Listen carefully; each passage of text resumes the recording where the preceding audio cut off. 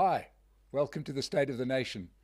Big news, and the big news is that many of the opposition parties have announced that they're getting together to have a conference to hammer out a really formal coalition agreement. And sitting with me today is none other than the leader of Action SA, Herman Mashaba. Herman, welcome back to the State of the Nation. Really good to see you. No, thank you very much, Mike, and see you a day after the announcement of this historic convention. And let's really hope and pray as South Africans. One thing, I believe in prayer, but I believe in hard work, because prayer alone is not good enough, because we don't have a choice. South Africa has entered the era of coalition, and let's really hope that we can put together a coalition capable of unseating the ANC. And we must not really be unapologetic about this, because South African voters are heart full of ANC. I mean, there's no doubt about that. So they're looking for an alternative. The reason why people stay away from voting is because they don't see an alternative that can unseat the ANC. And then what they do, they stay away from voting, thinking that they're punishing the ANC. So what we need to do is to really give them hope, but at the same time invite all the parties to get involved in voter education. We need the private sector to assist us in massive voter education, because the majority of our voters out there don't understand the power of democracy. They don't understand the power of their vote. So yeah, it's really one of those first step towards the process of unseating the ANC. Now, obviously, one of the biggest criticisms over since the 2021 local government elections, you could even say the 2016 local government elections, has been the uncertainty around coalitions, right? When, especially up here in Gauteng, Johannesburg, we've seen a disastrous situation, Kuruleni, to a lesser degree, Tshwane. And it was, if you want to call it, bickering amongst the partners, many of the people that are going to be at your conference.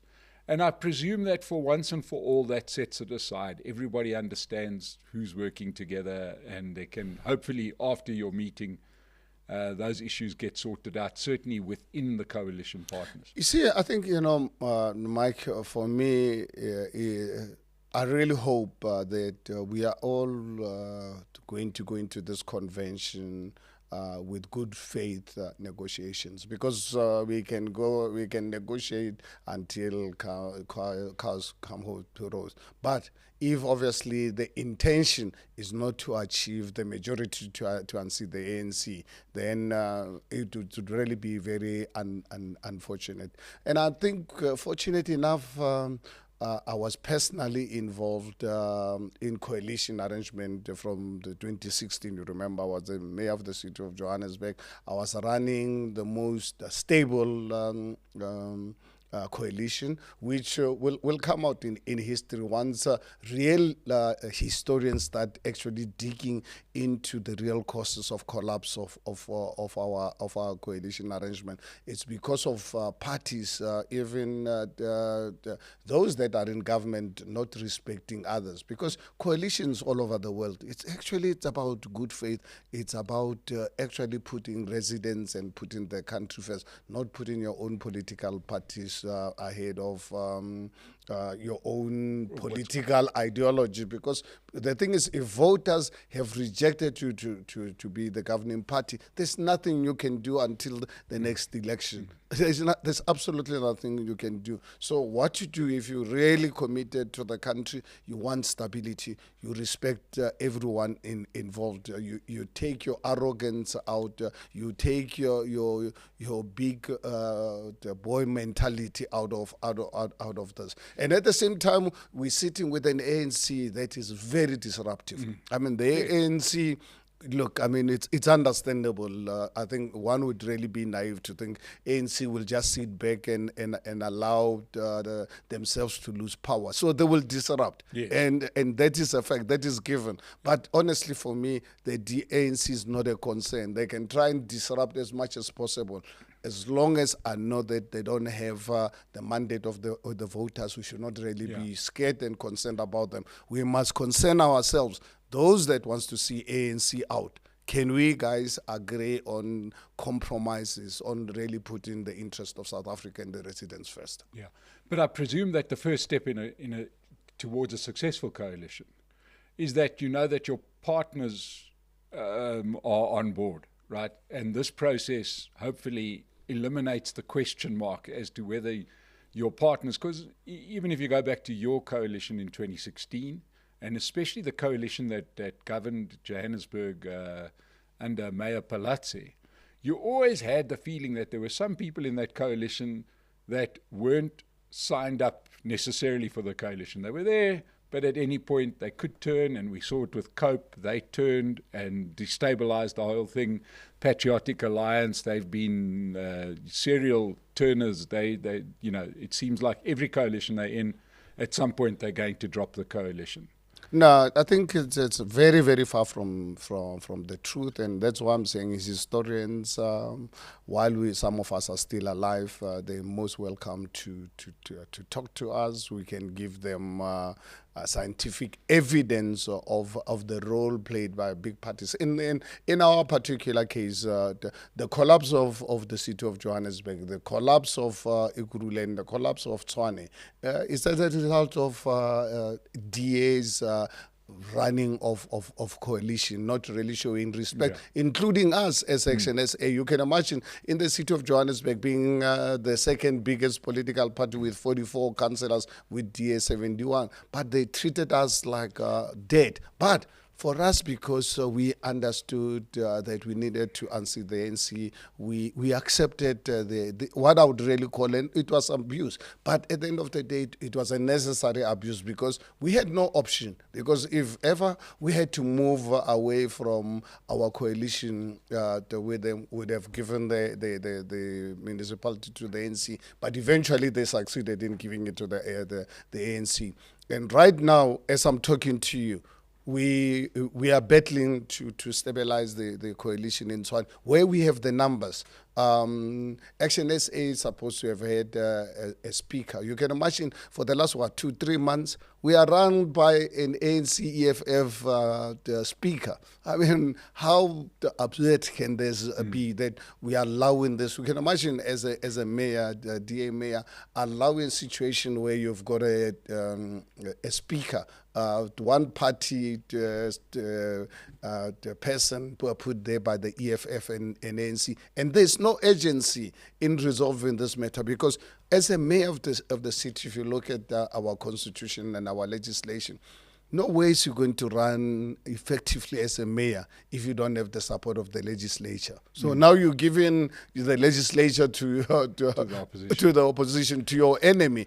What happens? Important reports that must come and serve before council, he keeps holding them back. And now you can't operate outside the law. The city manager, he implements what council adopts. So a situation like this, you ask yourself, but what on earth is happening here? I mean, this is supposed to be one of your biggest matter to attend to. Let me now go back to Johannesburg quickly. I just want to open your eyes to some of the realities. We ran Johannesburg from 2021 up to the removal of Mayor Palazzi without a city manager. How can you think you can run a municipality without a city manager? I mean, you remember, Mike, when I took over the city of Johannesburg, not knowing what the mayor does, but I had to learn, and I had to learn fast because I was put in on the deep end.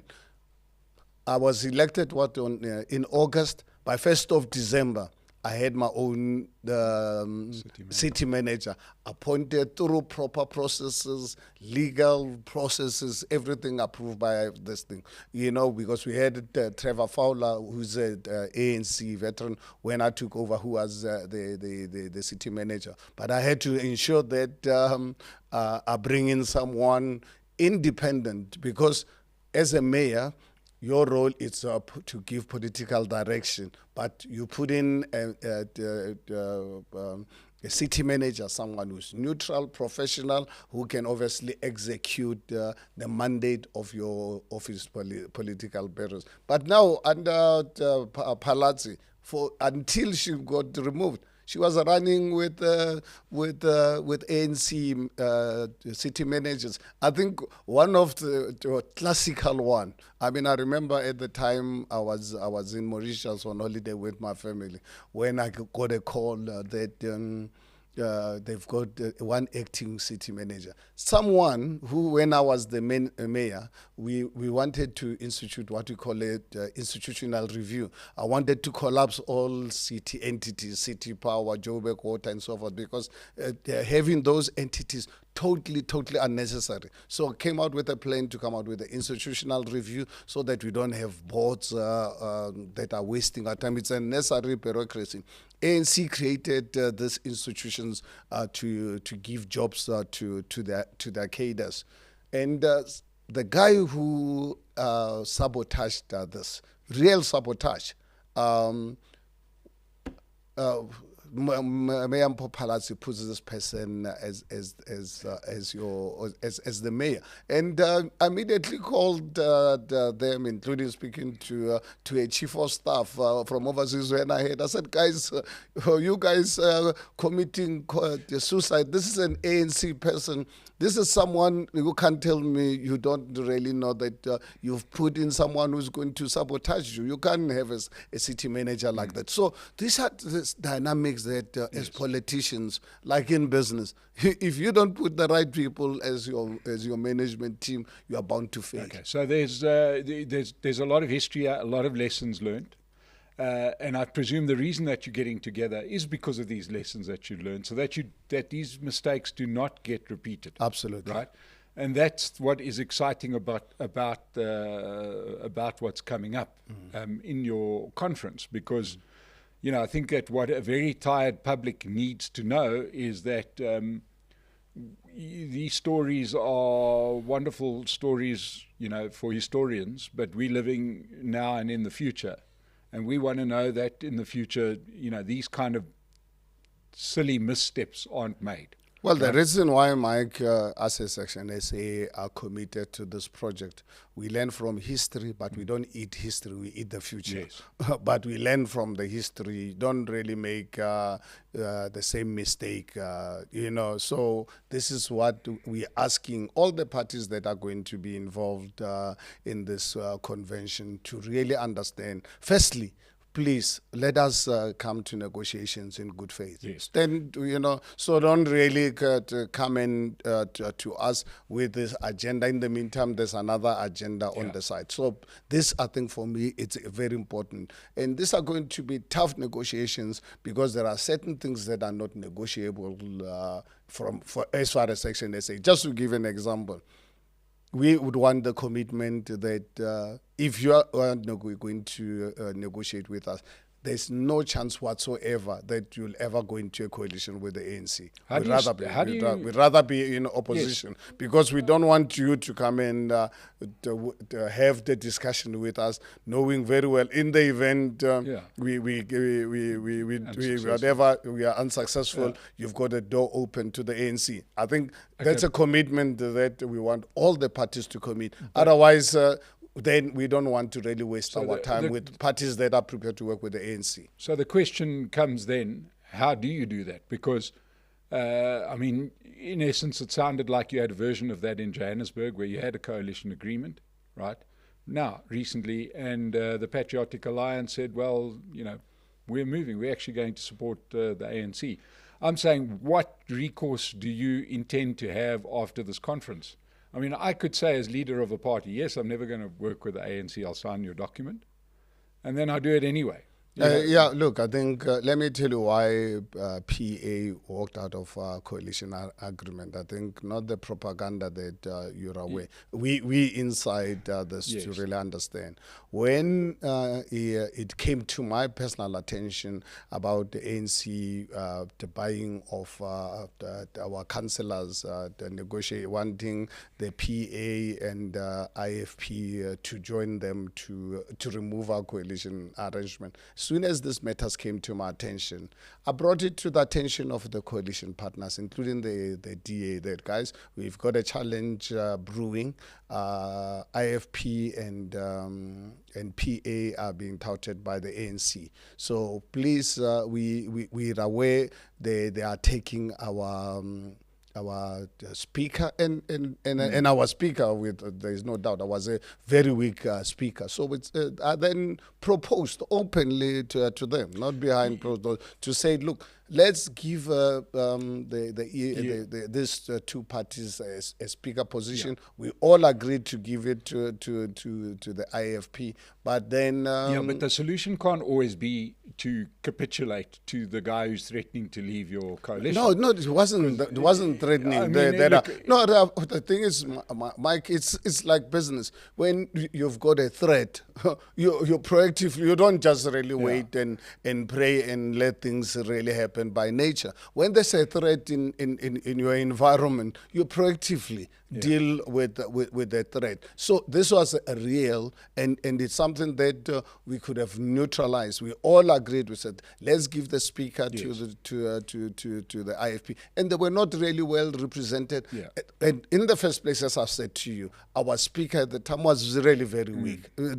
There's no doubt about that. So when the ANC and other parties and our parties were raising the concern with our speaker, it's something that we, as coalition partners, we're discussing with the DA that our speaker is very weak.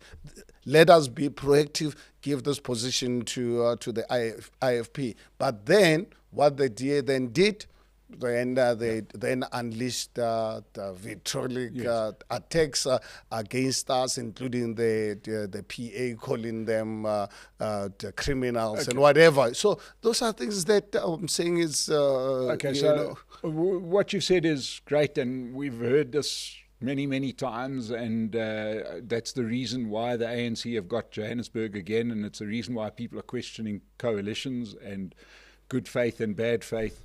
What concerns me now is that this seems like an opportunity for all of the parties to have learned from that is really what I'm hoping. Obviously it's not going to be helped by rehashing what went on. But let us not really forget really what happened. Let us learn from that, and for anyone to say no, let's forget about it and move on. I think let me tell you what happened 3 weeks ago with people of Hammanskraal dying of cholera. Yes. And now all of a sudden the province and the national government wants to get involved. They are the ones responsible for the cholera outbreak. Fortunately enough, I was born and raised in that area. And now, obviously, commit to assist after 31 people have died. And now they come out on national television, says, let's not to want to really go back and to blame whoever. Let's look at the future. And I'm saying, no, guys, please, don't come out with that nonsense. Absolutely, we need to focus on fixing river water treatment plant. But we want to really have to, at the same time, we are not going to forget what happened. 31 people have died because of your ANC corruption and so forth. So while we're busy fixing the plant, but we please don't tell us not to worry about the history and really history what matters. happened. So that is what I'm saying is you learn from that, but at the same time you move on. Because you can't really change. But at the end of the day, where people have died, we believe there has to really be consequences. No one must tell me that we must move on and not play the blame game. No, it's not a blame. 31 people lost their lives. So let's just say you go off to the conference, you find each other, all of these parties are happy, you hammer out an agreement that everybody finds what do they say? Good agreements is when everybody finds it when everybody's suitably unhappy with the agreement, right? Absolutely. That's your best agreement. That is a win-win. Agreement because a win-win agreement it's where you did not get everything that you wanted, because if you go into an agreement with thinking that you're going to take everything you want. No, it doesn't really work like that. So it's something that we are saying.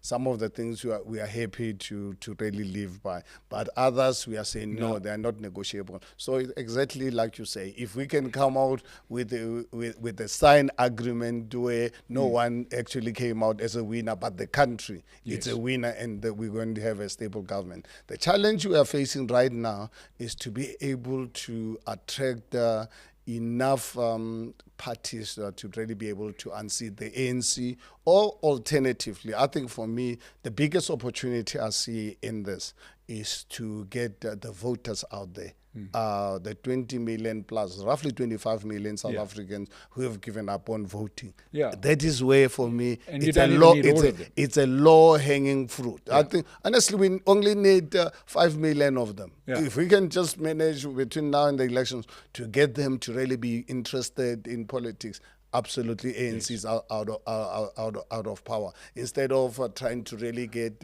as many parties as possible, some of them don't even have any constituency whatsoever. I think what we need to really focus on as a coalition partners, it is not the amount of political parties we bring on board. It is to give the 25 million plus South Africans who have given up on voting, giving them hope that these are the parties committed to democratically unseat the ANC. That, for me, it's a low-hanging fruit. And that's where we need the support of the private sector in assisting the process of democracy. Let's promote democracy. Let us give hope, particularly to our youth, that there's hope in this country to remove the ANC so that you can have jobs. We can protect you from drug dealers. We can give you quality education so that one day you can be lawyers. We're going to protect you from this racism that is practiced by the ANC. There's not going to be, South Africa is not going to be a country where people are judged on the basis of the color of their skin. We are all going to be South Africans providing good quality education. Bring the best skills. Let us invest in poor communities so that over time they can have the opportunity to free themselves, that they don't have to rely on government. But now, hasn't business already announced themselves and as solid partners of the ANC? And this meeting that took place a few weeks back, right, where CEOs of South Africa's biggest companies are trying to bail out the ANC. Well, it's a very, very serious concern for me. And I think I remember when I was already, long before I even thought I would really go into business. And that eventually drove me to accept my responsibility to go into politics. I think captains of industry in this country, they've got to really look at themselves in the mirror of the role that they've played in promoting ANC to do what they are doing. Honestly, any rightful thinking person to still believe that there's hope in the ANC, honestly, that person must accept complicity in the destruction of this country. So what happens if you do, I mean, we've seen we've seen people like Adrian Gore from Discovery, Mike Brown from Nedbank, Sibanye Stillwater, all of these major corporations saying that they're going to assist the ANC in fixing the country, surprisingly, 1 year before election. They're going to assist the ANCs to destroy this country. That's the only thing that they're going to do, because there's no way on earth you can tell me you can fix the ANC, because the ANC can't fix themselves. So all these ones who are saying that they're going to work with the ANC to fix the country, I can tell you they're going to help the ANC to further destroy this country. But in the meantime, they're going to be depriving you and your grouping, the coalition, of funding. Well, look, we can't force people to support. We live in a democratic world. What I want them to really know, and I'm unapologetic about it, as Herman Mashaba, let them know that they're going to be complicit the future generations, their own children, their grandchildren, they are going to go down as captains of industry when this country is a failed state. The role of big business in the destruction of this country, working with a criminal enterprise, because ANC is a criminal enterprise. So anyone working with a criminal enterprise, automatically you become a criminal as well. Well, I suppose we have to view it in the South African context that many of the same companies, many of the same names were there supporting the National Party when they were running the apartheid regime, right? So they're just supporting the government because the government holds them ransom with licenses and monopolies and so on. You know, honestly, you are controlled by government if you want to be controlled by government. I ran the business under apartheid government when by law I was not allowed to run businesses. Yes. And I operated without having any contact whatsoever with government, and developed a big brand in this country.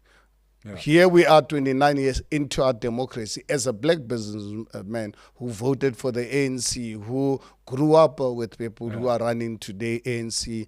I'm standing up against them because they are busy destroying this country. So I think they have no excuse that their intentions are noble. There's nothing noble about working with the ANC. It is about being complicit in crime. Especially at the moment. And once again, I say it again, if any of those business people that decide it's a good idea to help the ANC 1 year before election, or if you think that I'm misrepresenting the truth and you're just being patriotic South Africans, there's nothing patriotic about. No, please, don't tell me about patriotism working with a criminal organization. Honestly, I don't want to. Herman, I'm trying to sell myself. I'm trying to get these people to come and sit in this chair and explain to South Africans what informs the decision to get these big companies with massive resources to support the government at this point when we understand that the government is weak. They can't even keep the power on, but yet some of our biggest corporations have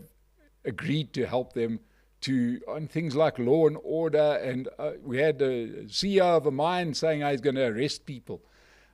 It's crazy. It's anarchy done in suits, right? So if any of you would like to come and sit here and explain, please, I've invited so many people, and just shake out the petty cash and maybe sponsor a program like ours where we're trying to get a range of views. Well, I think if anyone is a patriot, if anyone is actually serious about the future of this country, you don't really look at your own pockets working with this criminal enterprise called ANC.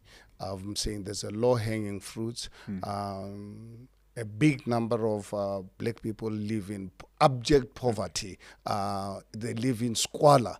And these are the people who've given up on voting and exercising that democratic right. So I think if you're a patriot, then they rarely get involved in voter education. You don't have to give money to political parties. What you do, no government in the world can stop you in getting and supporting voter education, so that South Africans who are victims and casualties of ANC mismanagement go out there and just invest your money into voter education so that we can get more people turning out to vote. Because one thing that I know is that those people are not going to vote for the ANC. Yeah.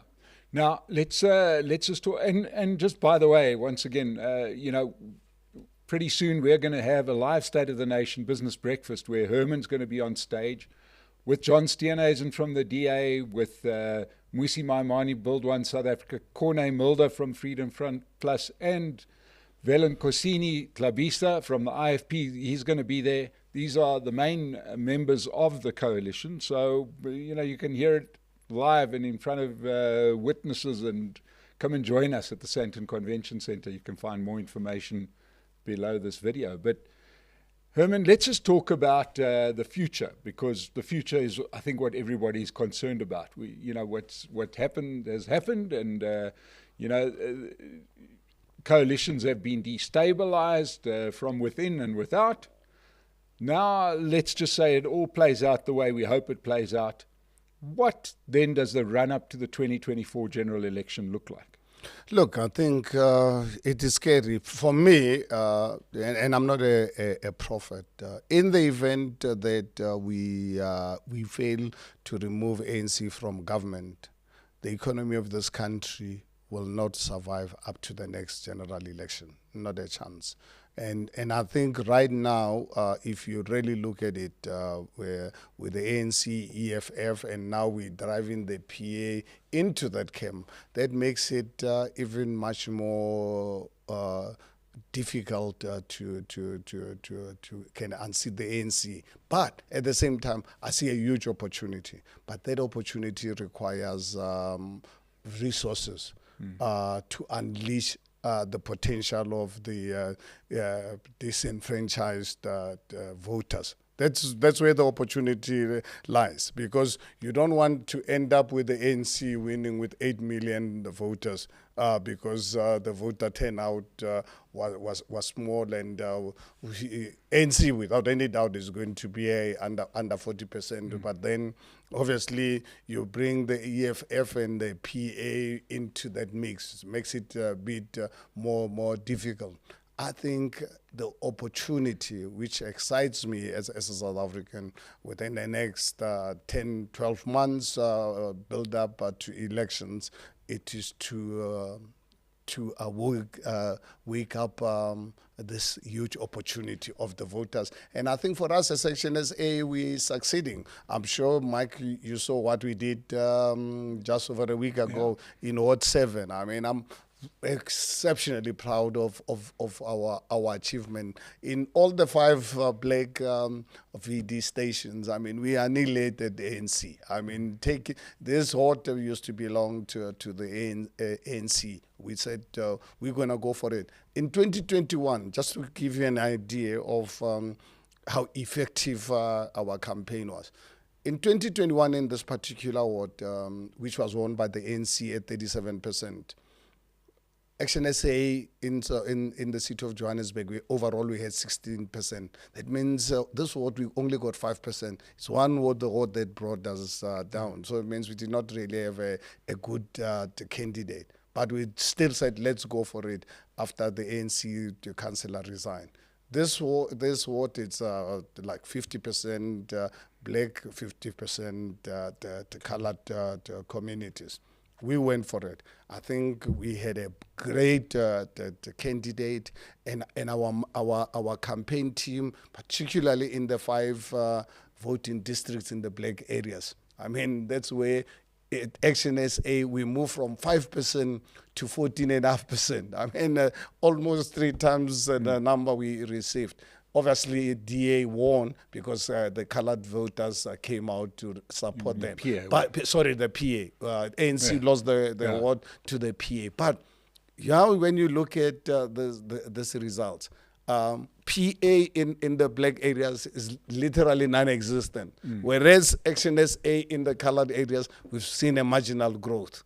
But in the black the areas, including one VD, winning outright for the first time since 1994, winning this VD from the ANC. I think really for us, this demonstrates to us that if there's any party that is going to unseat the ANC in these communities, it's Action SA. No one else. Yeah, and look at what we do with I mean, every time where we contest, EFF is not an issue. Yes. I mean, a 10-year-old party, they're busy preparing their 10-year celebration. We come in, we'll only be 3 years in August, but they're a non-issue in our by-elections. Let's talk about those patterns, because I think that there's, I've always been a big believer in watching by-elections, because in every election it gives you a very good steer. It then becomes quite easy to predict the way elections are going. We're seeing a couple of real hard trends coming through, and that is that the only areas where the ANC are remotely holding on to their numbers is in the deep rural areas, in obscure places. They seem to be absolutely getting killed in urban and peri-urban areas. Am I right? Not really. No, actually, they. the only places where Action SA does not really participate. Let me give you an example. 3 months, 4 months ago, we participated in rural KZN. In Nongoma, you can't go as rural as that. Action SA heard about this opportunity 2 months into election. We decided to look for a candidate. We contested. We emerged at 10.2%, becoming the third biggest political party in this, dropping everyone. Everyone who participated. Action SA is the only party that grew from nothing to 10.2%. Few months earlier, we went to Mule. We were in Muleji, the birthplace of Malema. What happened to Action SA? We became the third biggest party at just under 10%. So obviously, because we don't have the resources and the capacity to contest everywhere else where there's by-elections. So ANC will only, at the moment, enjoy the little support that people think they get for as long as Action SA does not participate. So that is always that. But still, let's be realistic. They roughly still eke out a win in those rural areas. But in the urban areas, they're getting killed. Even in the rural areas where Action SA participates. The thing is, they're losing support.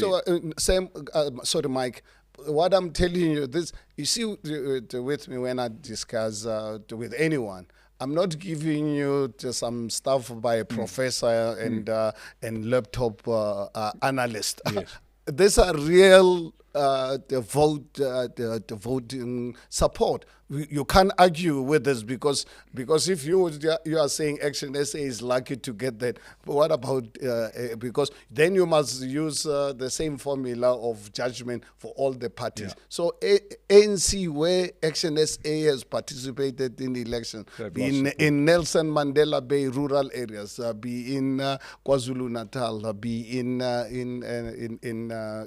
Limpopo, and we are going to strategically keep on looking for opportunities to really demonstrate as part of our voter education, because honestly, I'm not the one to really spend too much money on the propaganda of polls and research.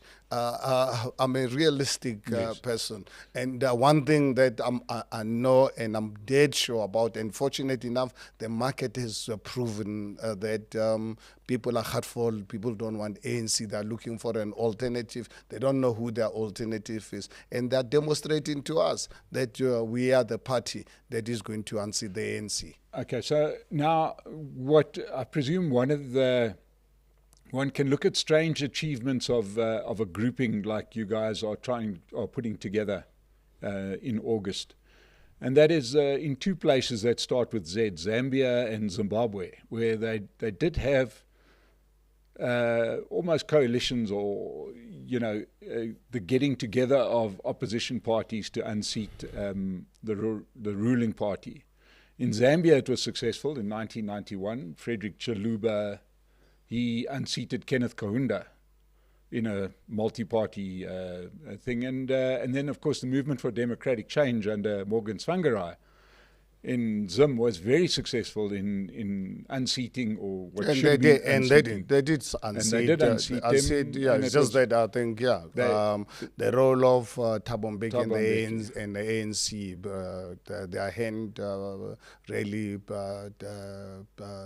protected Robert Mugabe. Yeah, but we could see a similar situation where it's not just a case of adding all your votes together. It's also a question of appealing to different interest groups. The idea that there is an alternative is sometimes quite compelling to voters, isn't it? Yes, yeah. I think, and for us as Action SA, we believe very strongly that yes, as much as we'd like to really be in this convention, in this coalition, I think it's important actually to give the voters that hope and that we hear political parties interested in unseating the ANC. But what we believe is important is to keep our identity. Yes.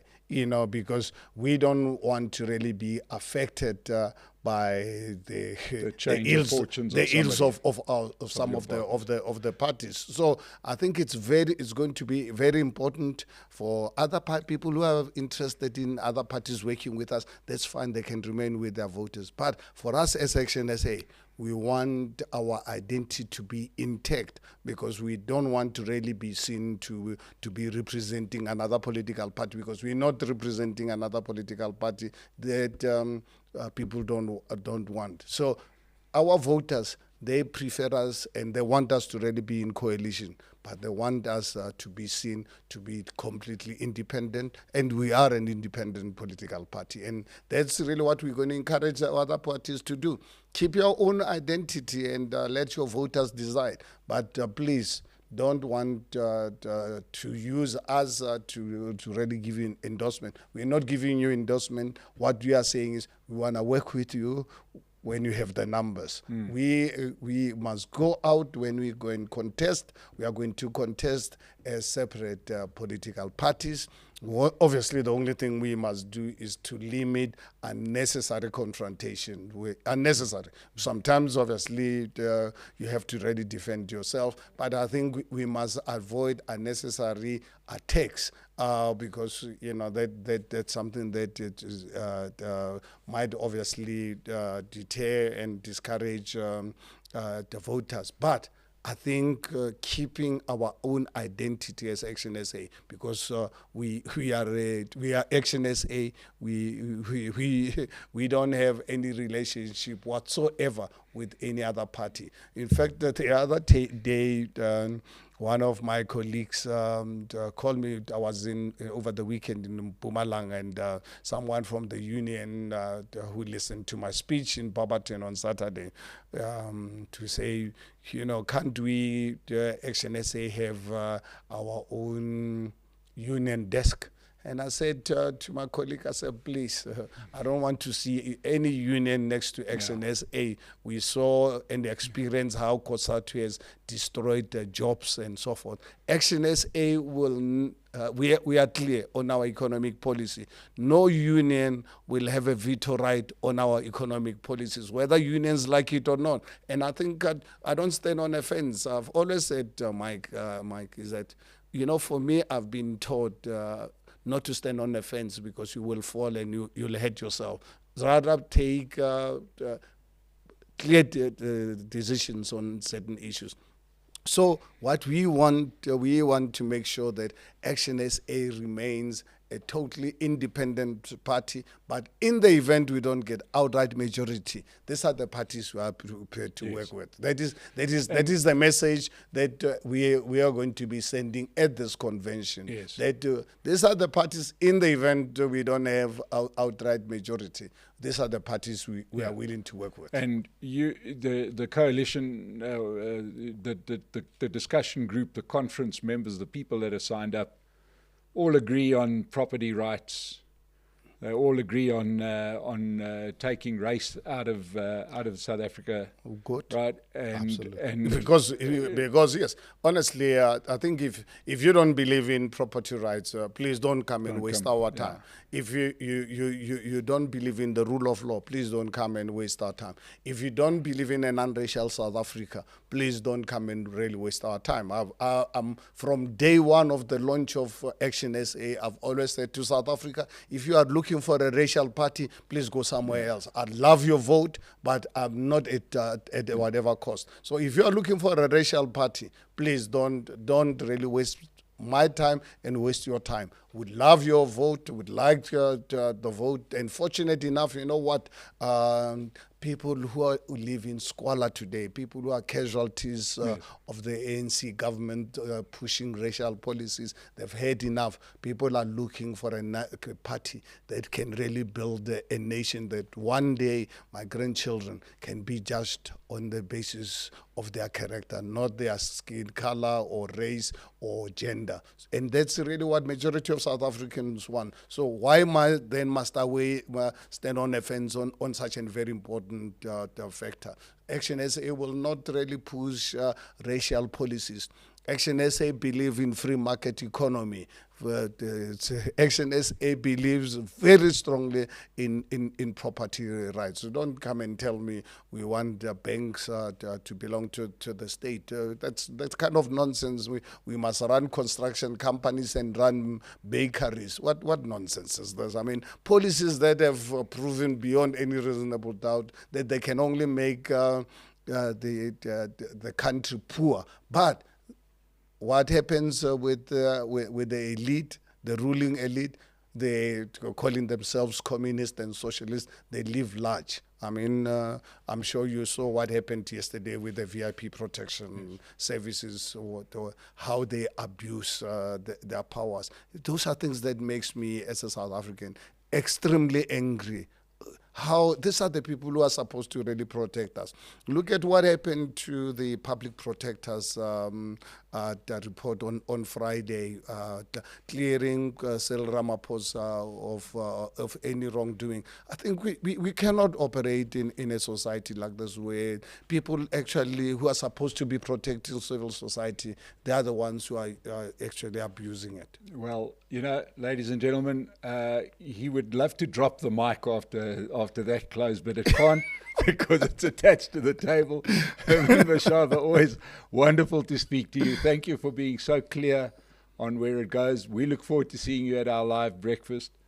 You've heard from Herman there, very, very passionate South African with a very clear direction as to where the country is going. We're going to monitor this conference very closely and this building of this organization. Thank you once again for joining us. Thank you to Herman. Please come to our live event. Details will be below. If you haven't subscribed to the channel yet, do so. Thank you so much, and we'll see you the next time on the State of the Nation. Thank you.